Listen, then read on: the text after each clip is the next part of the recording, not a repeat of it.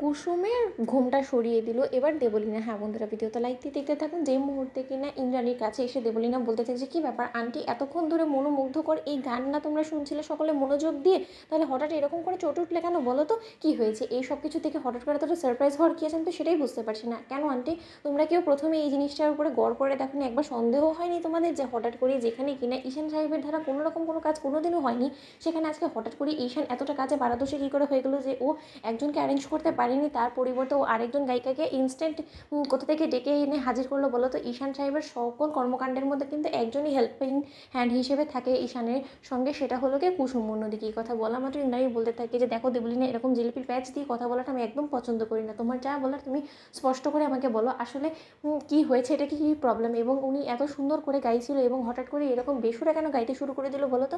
অন্যদিকে দেবলীনা বলতে থাকে যে কি ঈশান, আমি বলবো না তুমি বলবো। অন্যদিকে ঈশান বলতে থাকে যে তুমি কী বলার চেষ্টা করছো দেবলীনা, তুমি ভালো করে বলো, তুমি এরকম করে রহস্য কেন তৈরি করছো সেটা তো বুঝতে পারছি না। অন্যদিকে যখন রাজশেখর বলতে থাকে যে হ্যাঁ, আর এই মেয়েটাই বা হঠাৎ করে বেসুরা গাইতে শুরু করে দিল কেন মাঝ কীর্তনে?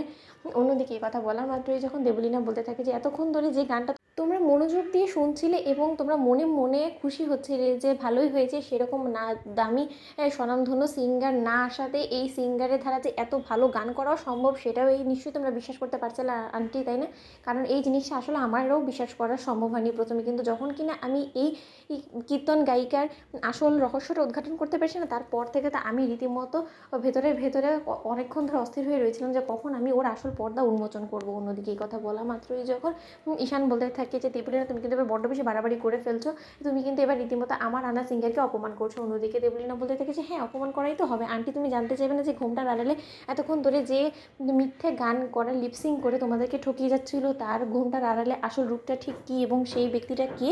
ঠিক সেই সময় যখন ইন্দ্রাণী বলতে থাকে যে তাহলে এতক্ষণ ধরে কিসের জন্য অপেক্ষা করছো বলো তো, তার চেহারাটা যদি তোমার দেখানোর ইচ্ছা হয় তাহলে দেখাও না। ঠিক সেই সময় যখন দেবলীনা কুসুমের ঘোমটাটা সরিয়ে ফেলে এবং বলতে থাকে যে ও হলে আমাদের সকলের চিরচেনা আমাদের কুসুম, যে কিনা সব সময় সব জায়গায় তোমার আদেশ অমান্য করার জন্য উঠে পড়ে লাগে, এবং আজকেও কিন্তু ও কোনো রকম কোনো ব্যতিক্রম কোনো কিছু করেনি। ও শুধুমাত্র ঈশানের ভুলটাকে ধামাচাপা দেওয়ার জন্য ও নিজে তোমার সামনে কীর্তনে গায়িকা সেজে চলে এলো। ভাবতে পারছো তুমি আন্টি, ও কী পরিমাণে তোমার সঙ্গে বিশ্বাসঘাতকতা করলো এবং তার পাশাপাশি তোমাকে ঠকানোও হলো, এবং এতগুলো মানুষকে ঠকানোর জন্য ওর কিন্তু সর্বোচ্চ শাস্তি হওয়া উচিত আন্টি, এটা অন্তত আমি মনে করি। অন্যদিকে যখন কুসুম বলতে থাকে যে দোহাই আপনার দেবীমা, আপনি প্লিজ আমাকে ক্ষমা করে দিন, আমি সেরকম কোনো রকম কোনো কাজই করতে চাইনি, আসলে আমি ঈশান সাহেবকে বিপদের হাত থেকে বাঁচাতে চেয়েছিলাম বিধি এই কাজটা করতে বাধ্য হয়েছি।